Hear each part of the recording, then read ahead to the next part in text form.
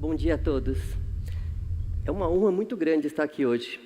Gostaria de agradecer primeiro os organizadores por esse convite e agradecer a todos vocês. 200 mil anos. Esse é o tempo estimado de existência da espécie Homo sapiens. Se um de nossos ancestrais estivesse aqui hoje, claro, depois de um banho tomado, barba feita, cabelo arrumado e usando roupas atuais, eu acho que seria muito difícil de ver a diferença. E às vezes eu penso também que talvez em nossos anseios e aspirações também existe uma similaridade muito grande. O fato de pensar em cuidar de uma família, pensar nas gerações futuras, até o fato de deixar um legado, o fato de deixar a sua marca. Pinturas na caverna como essa, que se encontram pelo mundo todo, parecem nos dizer: eu estive aqui. Pela maior parte da nossa história, fomos caçadores e coletores. Foram só nos últimos 11 mil anos que se inventou a agricultura, as primeiras cidades surgiram, impérios nasceram e foram destruídos. Mas qual que é a característica desses últimos 11 mil anos? Esse é um período geológico chamado de Holoceno. E sua característica principal é uma temperatura estável. Após a Revolução Industrial, 150 anos atrás, e principalmente depois dos últimos 60 anos de desenvolvimento extremamente acelerado, cientistas que estudam a fundo esse tema do clima nos dizem que estamos entrando em uma nova era. Bem-vindos ao Antropoceno, onde o ser humano é uma força com escala geológica. Estamos alterando a composição química da atmosfera. Hoje, o ser humano causa um impacto maior no clima que alterações nas radiações solares e até erupções vulcânicas. Mas eu acho que você pode estar se perguntando, é difícil de imaginar como uma única espécie tem um impacto planetário. Isso acontece porque a camada de proteção, a camada da atmosfera, ela é extremamente fina. Ela tem apenas 11 quilômetros. É essa linha azul que vocês podem ver aqui na imagem. Atualmente, a concentração de CO2 na atmosfera é a maior dos últimos 800 mil anos. Somos a geração que tem vivido com a maior concentração de todas as gerações da nossa espécie. Como consequência, estamos vendo o derretimento de geleiras, os corais perdendo a sua cor e morrendo.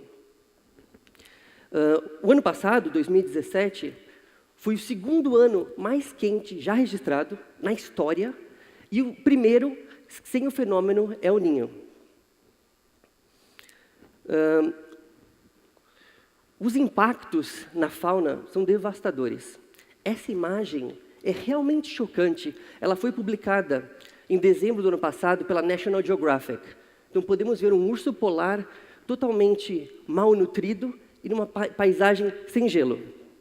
As mudanças climáticas, no ano passado também, os fenômenos climáticos extremos representaram o maior custo já registrado.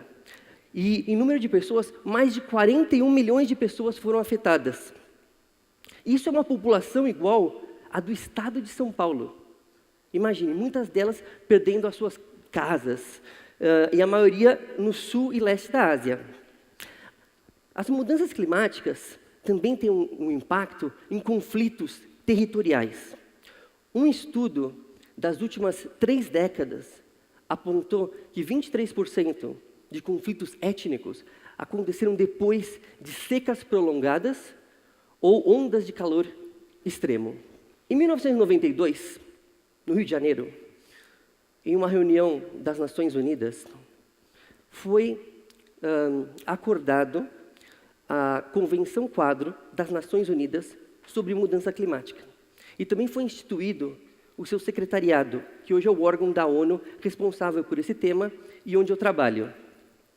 Em 2016, entra em vigor o Acordo de Paris. Esse acordo, hoje, conta com 175 países que o ratificaram.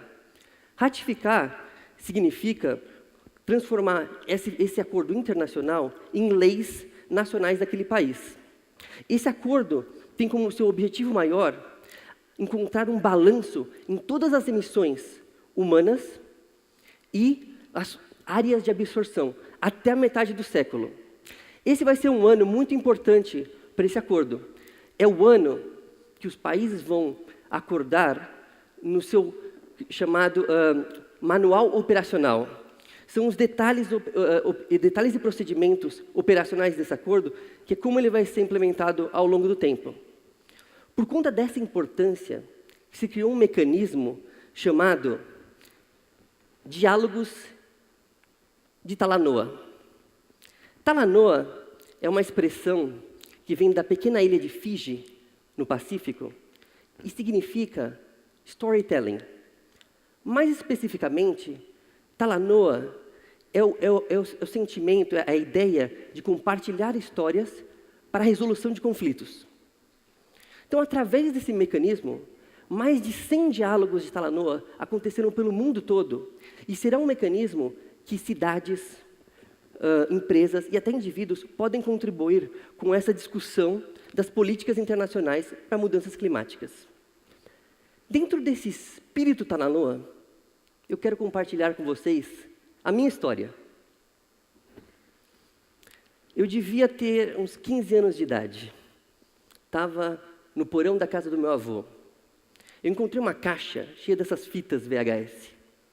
Não tinha ideia o que tinha nas fitas. Peguei a primeira e pus para assistir. Qual foi a minha surpresa quando o personagem principal daquela fita era eu mesmo? Eu devia ter uns 3 ou 4 anos de idade e eu estava todo empolgado, descrevendo as plantas, os insetos, o jardim, as coisas do jardim para os meus pais e eles fazendo perguntas e me apoiando. Algum tempo depois, eu li um livro chamado O Estado do Mundo, do autor Lester Brown. Esse livro me marcou bastante. Foi o primeiro livro que eu li sobre a problemática ambiental. Depois eu li muitos outros e acabei decidindo seguir uma carreira e minha formação acadêmica nessa área. Mas, principalmente, o que eu buscava mais eram soluções para esses problemas ambientais. E nessa busca, foi isso que me levou à Singularity University. Em 2016, eu fui selecionado para o GSP, o Global Solutions Program. Eu fui o único brasileiro naquele ano. E foi uma experiência fantástica. Uma das coisas que eu mais guardo e que eu levo comigo desse tempo foram as pessoas que compartilharam, meus colegas, durante esses 3 meses de intensos trabalhos. Eram pessoas das mais variadas formações e com as mais variadas histórias de vida, desde empresários multimilionários, acadêmicos na área de nanotecnologia, especialistas em blockchain, até um músico e um cartunista do Quênia. Tive a honra de conhecer um dos meus ídolos, que é o Ray Kurzweil. Ele ia até bastante lá. A cada 2 semanas ele aparecia e levava sempre algum convidado com ele. A que mais me marcou foi uma adolescente. O nome dela era Lucy Flores. A Lucy devia ter uns 14 anos e ela já montava robôs, ela mesma, e criava as interfaces para controlar os robôs com sensores que você podia pôr na sua testa para controlar o robô. Outra aula que me marcou bastante foi a do Dr. Albert de Grey. Esse é uma das maiores autoridades de hoje que estuda as mais novas técnicas de rejuvenescimento e a possibilidade de se viver indefinidamente. Gostei muito também, nesse tempo, dos workshops, que era um momento que as teorias que a gente aprendia eram postas em prática. Tive um workshop, por exemplo, sobre inteligência artificial com Jeremy Howard. tive um outro sobre realidades virtuais, onde começávamos a desenhar esses mundos virtuais, e um até de genética, onde eu e meus colegas tivemos a oportunidade de alterar um micro-organismo usando a tecnologia CRISPR-Cas9. Depois dessa experiência com o GSP, às vezes eu saía da Singularity e pegava minha bicicleta ou ia a pé até Mountain View e via carros como esse, se dirigindo sozinho.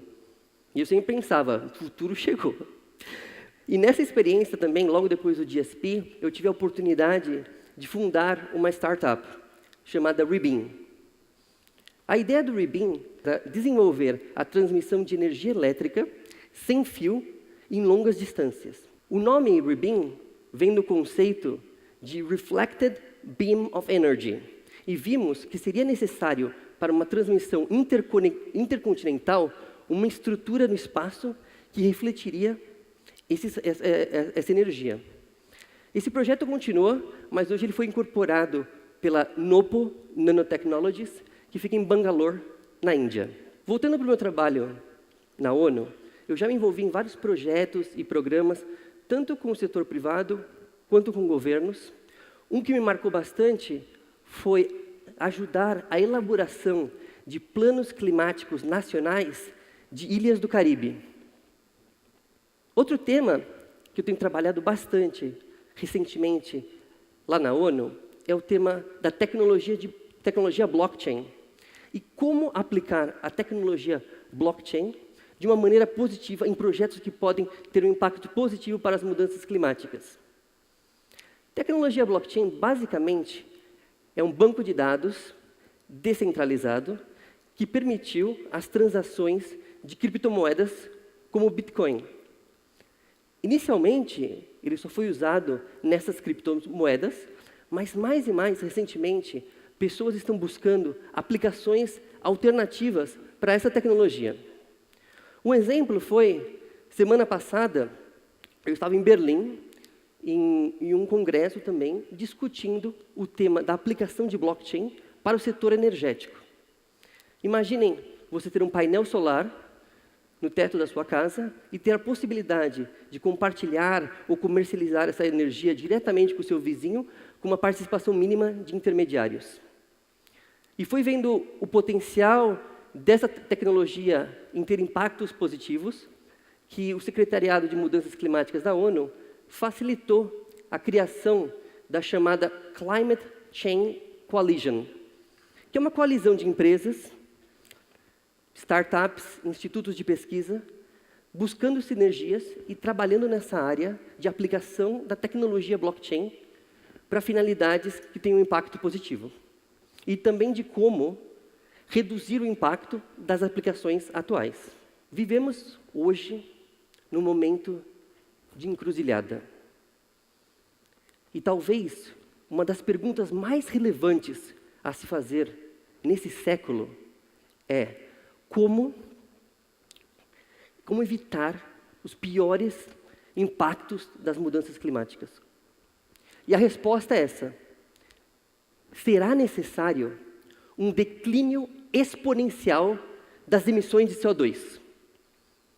A ciência nos diz se vamos estar dentro dos parâmetros acordados pelo Acordo de Paris, temos que chegar num pico das emissões em 2 anos, em 2020. Isso por volta de 40 gigatoneladas. Depois, em 2030, cortar pela metade, para 20 gigatoneladas. Em 2040, para 10, e 2050, para 5. E, ao mesmo tempo, temos que ampliar e proteger as áreas florestais e também a forma que produzimos comida, a agricultura, tem que ser de uma forma sustentável e deixar de ser uma fonte de emissão para uma fonte de sequestro de CO2. Esse declínio exponencial é uma regra global, mas você também pode pensar em aplicar ela para cada um dos países, ou até para empresas ou indivíduos. A regra básica é essa: corte pela metade as emissões de CO2 a cada década. Se conseguirmos isso, vamos conseguir evitar as piores consequências das mudanças climáticas. A boa notícia é que já começamos nessa trajetória. Ano passado, por exemplo, os investimentos em energia solar foram maior do que os investimentos em qualquer outra tecnologia de geração de energia, como nuclear ou geração a carvão. A cada 5,5 anos, se dobra a geração de energia renovável numa trajeção exponencial, e se continuar nesse sentido, dobrando a cada 5,5 anos, atingiremos os objetivos. Mas será necessário o esforço de todos.